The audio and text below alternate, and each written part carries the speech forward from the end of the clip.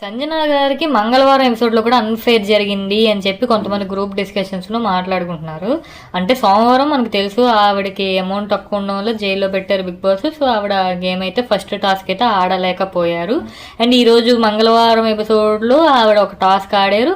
And తర్వాత మూడవ task ఆడడానికి ఆవిడకు అంటే హౌస్ అంతా కలిపి బిగ్ బాస్ ఏం అడిగారంటే, మీరు ఇంకో నెక్స్ట్ టాస్క్ ఎవరైతే ఆడకూడదు అనుకున్నారో వాళ్ళ పేరు చెప్పండి అంటే హౌస్ అంతా కూడా స్ట్రాటజీస్ వేరు స్ట్రాటజీస్ వేసుకున్నారు.